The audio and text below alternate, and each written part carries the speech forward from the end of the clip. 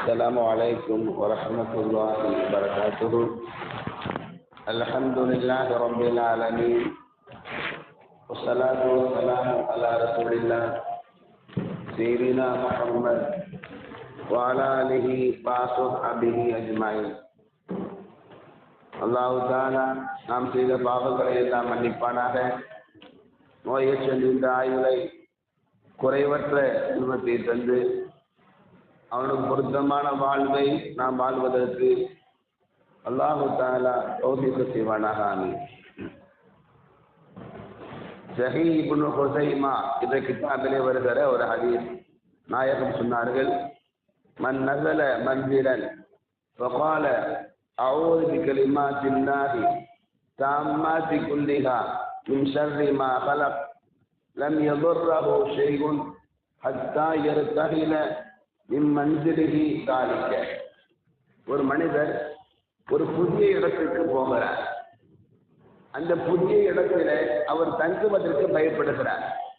மிருகங்களுடைய நடமாட்டங்கள் இருக்குமோ, விஷ ஜந்துக்கள் தீண்டி விடுமோ, விஷ பூச்சிகள் கடித்து விடுமோ, ஏதாவது ஒரு ஜீவராசியின் மூலமாக நமக்கு ஏதாவது ஆபத்து வந்துவிடுமோ, புதிய இடமாக இருக்கிறது என்று அவர் பயந்தால்,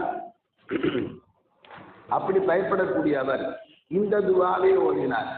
அஊது பிகலிமாத்தில்லாஹி தாம்மாத்தி குல்லிஹா, அல்லாஹ்வுடைய எல்லா வார்த்தைகளை கொண்டும் பாதுகாப்பு தேடக்கூடிய அல்லாஹ்வுடைய எல்லா வார்த்தைகளை கொண்டும் அவனுடைய படைப்பினங்கள் அனைத்தினுடைய தீங்குகளை விட்டும் நான் பாதுகாப்பு தேடுகிறேன் என்ற அர்த்தம் புரிந்த இந்த துஆவை அவர் ஓதிவிட்டார். எந்த வீட்டில எந்த ஊரில அவர் தங்குகிறாரோ அந்த ஊரில அந்த ரூமை விட்டு அந்த இடத்தை விட்டு காலியாகி செல்லும் வரையிலும் எந்த ஆபத்தும் அவருக்கு வர. ஒரு புது ஊருக்கு போறங்க, ஒரு புது இடத்துக்கு போறோம், மனுஷனையே அறிய முடியல, அப்படித்தானே? யாரு நல்லவன் யாரு கெட்டவன் அறிய முடியல. ஒரு ஊர்ல போய் மிருகங்கள் இருக்குமா, ஒரு புதிய இடத்துல மிருகங்கள் இருக்குமா, விஷ ஜந்துக்கள் வருமா, கண்டுபிடிக்க முடியுமா? அதெல்லாம் விசாரித்து தெரிய முடியுமா? நம்ம அந்த தேவையே இல்லை. அந்த இடத்துல இருக்க வேண்டிய கட்டாயம் இருந்தார், இருக்க வேண்டிய கட்டாயம் இருந்தார். இதை ஓதிவிட்டோம் என்று சொன்னால் கண்ணை மூடிட்டு தூங்கலாம், கண்ணை மூடிட்டு தூங்கலாம். அந்த இடத்தை விட்டும் நீங்கள் புறப்படும் வரையிலும் உங்களை யாரும் பாதுகாக்க வேண்டாம், நீங்கள் ஓதிய இந்த துஆ பாதுகாக்கும் என்று சொன்னார்கள் நபிகள் நாயகம் ஸல்லல்லாஹு அலைஹி வஸல்லம். அதே போல இந்த காலத்துல அடிக்கடி தினசரி பேப்பர்ல பாருங்க, அந்த வீட்டுல கொள்ள, இந்த வீட்டுல திருடர்கள் கைவரிச ஊட்ட போட்டு போனாங்க, வக்கீல் வீட்டுல, டாக்டர் வீட்டுல, பணக்காரங்க வீட்டுல நகை திருட்டு போட்டு நல்லா பாதுகாப்பு.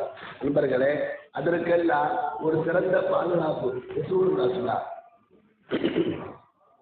நபிகள் நாயகம் ஸல்லல்லாஹு அலைஹி வஸல்லம் அவங்களுடைய ஒரு சஹாபி ரசூலுல்லாஹ்விடத்துல ஒரு ஆயத்தை பற்றி கேட்கப்பட்டது. குர்ஆன் ஷரீஃபிலே 15வது ஜுஸ்ல வரக்கூடிய ஒரு வசனம், குலில்லாஹ அபீதுர் ரஹ்மான், அல்லாஹ்வை அல்லாஹ் என்று சொல்லி அல்லாஹ்வை அழையுங்கள், அல்லது யா ரஹ்மான் அல்லாஹ்னு கூப்பிடுங்க, அல்லது யா ரஹ்மான் கூப்பிடுங்க அல்லாஹ்வை. அல்லாஹ்வுக்கு அழகிய திருநாமங்கள் 99 திருநாமங்கள் இருக்கிறது. எந்த பேரை கொண்டு அல்லாஹ்வை கூப்பிட்டாலும் அல்லாஹ் பதில் சொல்லுவான். இது தொடங்குகிற இந்த ஆயத்து 15வது ஜுஸ்ல இந்த ஆயத்து வருது. இந்த ஆயத்தை பற்றி சஹாபாக்கள் ரசூலுல்லாஹ்ட்ட கேட்டாங்க, நாயகமே, குர்ஆன்ல ஒவ்வொரு ஆயத்துக்கும் ஒவ்வொரு சிறப்பு இருக்கு, இந்த ஆயத்துக்கு என்ன சிறப்பு? 15வது ஜுஸ்ல வரக்கூடிய இந்த ஆயத்துக்கு என்ன சிறப்பு என்று கேட்ட பொழுது ரசூலுல்லாஹ் அழகான பதில சொன்னாங்க, ஹுவ அமானுன் மினஸ் ஸரகி, நம்முடைய வீட்டிலே பொருட்கள் திருட்டு போய்விடாமல், நம்முடைய சொத்துக்கள் யாராலும் கொள்ளடிக்கப்பட்டு போய்விடாமல் இந்த ஆயத்தை பாதுகாக்கும். ஒரு ஆளு உள்ளூர்ல இருந்தாலும் சரி, வெளியூர்ல இருந்தாலும் சரி, இந்த ஆயத்தை ஓதுறாருன்னு சொன்னா அவருடைய உடைமைகளை அல்லாஹ் பாதுகாக்கிறான், அவருடைய காசு பணங்களை அல்லாஹ் தஆலா பாதுகாக்கிறான். இந்த ஆயத்துக்கு இந்த சக்தி உண்டு என்பதாக நாயகம் சொன்னார். ரசூலுல்லாஹ் சொன்ன இந்த ஆயத்துக்கு உதாரணமாக ஒரு நிகழ்ச்சி. ஒரு சஹாபி வீட்டில் இருக்கிறார், வீட்டில் படுத்திருக்கிறார். அப்போது ஒரு திருடன் தகல அலைஹி சாரிக்கும் அவர் படுத்த பிறகு அவர் உறங்கிய பிறகு இரவு நேரத்தில் ஒரு திருடன் வீட்டின் உள்ளே நுழைகிறார். நமக்கெல்லாம் தெரியும் அந்த காலத்து வீடுகள்லாம் சாதாரணமா இருக்கும், கதவுகள் கூட தட்டுனா கதவு திறந்துடும். நம்ம காலத்து கதவை போல இரும்பு கதவுகளோ பலமான கதவுகளோ இந்த காலத்துல கிடையாது. ஒரு சாதாரண வீடு, சாதாரணமான கதவு. அந்த சாதி தூங்கிட்டார், திருட வரா, அவர் தூங்கிட்டாரு, போனா திருடியெல்லாம் அப்படின்னு நினைச்சுக்கிட்டு வீட்டுக்குள்ள திருட புகுந்துட்டார். வீட்டுல உள்ள பொருட்களை எல்லாம் மொத்தமா ஒண்ணு சேர்த்து கட்டிட்டான், மூட்டை கட்டிட்டான். மூட்டை கட்டிட்டு வஹ்மலஹு அந்த கெட்டிய மூட்டைய தூக்கி கொண்டு வெளியே வரப்போறான். நல்லா நீங்க புரியணும், சாதாரணமான கதவு. அவன் தான் இந்த கதவை திறந்திருக்கிறான், உள்ள வந்திருக்கிறான், சாமான்களை எல்லாம் மூட்டை கட்டிட்டான், வெளியே போறான். அவன் நினைச்சுக்கிட்டான் இந்த வீட்டுக்காரர் தூங்குறாரு, இந்த வீட்டுக்காரரு தூங்குறாரு அப்படின்னு அவன் நினைச்சுக்கிட்டான். ஒரு ரஜுலு லைஸ பிநாயிமின், அந்த சஹாபி தூங்கல, சும்மா தான் அவர் கண்ணை மூடிட்டு இருக்கிறார். ஹத்தா இந்தஹா இதழ் பாதி, கெட்டின மூட்டைய தூக்கிட்டு வாசலுக்கு வந்துட்டான். எந்த வாசல் வழியாக உள்ளே வந்தானோ அந்த வாசல் வழியாக வெளியேறுவதற்காக கெட்டிய மூட்டைகளை தூக்கி கொண்டு வாசலுக்கு வந்துட்டா. சுப்ஹானல்லாஹ், 50 பேர் சேர்ந்து வாசல் கதவை திறக்க முடியாம ஸ்ட்ராங்கா புடிச்சா எப்படி ஸ்ட்ராங்கா இருக்கும், அது போல அது கதவு வந்து திறக்கவே முடியல, ஸ்ட்ராங்கா இருக்கு. திறந்து பார்க்கலாம், அவனால கதவை திறக்கவே முடியல. ஆஹா, இந்த வீட்டுல என்ன தெரியலையப்பா, நாம தானே திறந்து வந்தோம், கதவை திறக்க முடியலன்னு சொல்லி பயந்து போய் எடுத்த சாமான்களை எல்லாம் கீழே வச்சா கதவு திறக்குது.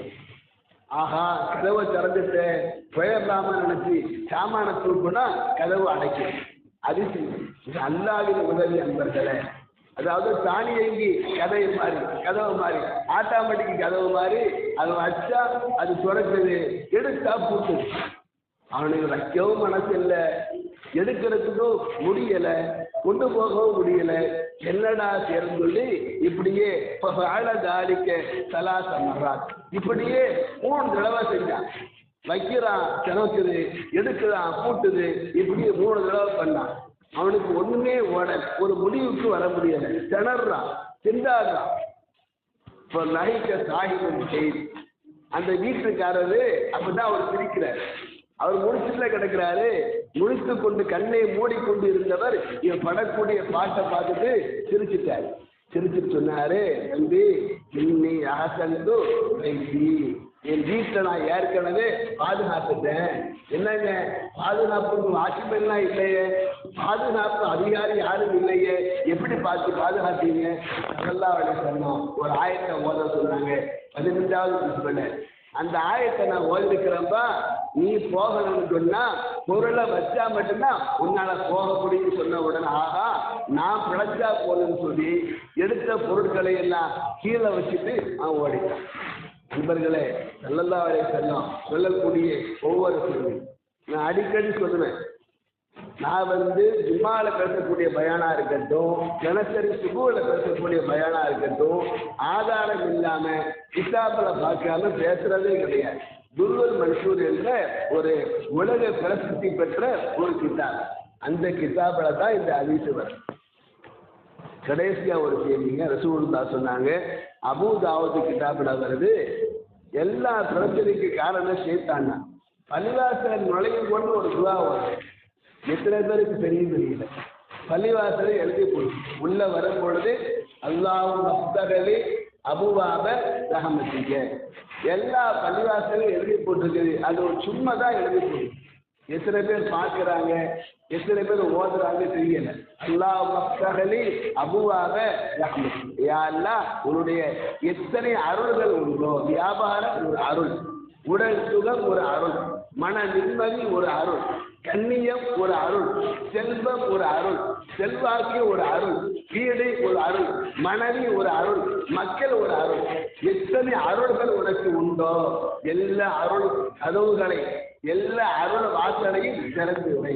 என்ன அழகான துவா, அரை வரி கூட இல்லை. அல்லாஹ் மஃப்தஹலி அபுவாப ரஹ்மத்திக. நீங்க எங்கேயும் போக வேண்டாம், பள்ளிவாசல உள்ள வரும்போது எழுதிட்டு ஒரு 3 நாள் கரெக்டா ஐவேளை தொழுகைக்கு ஓதி ஓதி பழகுங்க, தானாவே அந்த துவா உங்களுக்கு மனசுல படாம. உள்ள வரும்போது எந்த காலம் வைக்கணும், வலது காலத்தை உள்ள வரும்பொழுது உள்பள்ளி வாசல்ல முதல்ல வச்சு இந்த துவா வரும். வெளியே போகும்பொழுது அல்லாஹும் இன்னி அழுக்க மின் பதலிக்க ஒரு அமர்த்தி. நான் சொல்ல போற செய்தி என்ன கேட்டா, பள்ளிவாசல் உள்ள வருகின்ற பொழுது நாம் எல்லோரும் ஓதக்கூடிய துவா அல்லாஹ் மஃப்தஹலி அபுவாப ரஹ்மத்திக. இன்னொரு துவாவையும் ரசூலுல்லாஹ் ஓதுறாங்க. அது எல்லா பள்ளிவாசலையும் எழுதி போட்டிருக்க மாட்டாங்க. அந்த துவாவை தான் அவங்களுக்கு சொல்ல போறேன். அன்னவுக்கான இதா தஹலல் மஸ்ஜித, ரசூலுல்லாஹ் பள்ளிவாசலுக்குள்ள நுழையும் பொழுது ஓதுவாங்க, அஊது பில்லாஹில் அஸீம் வபி வஜ்ஹில் கரீம் வ சுல்தானில் கதீம் மின ஷைத்தான.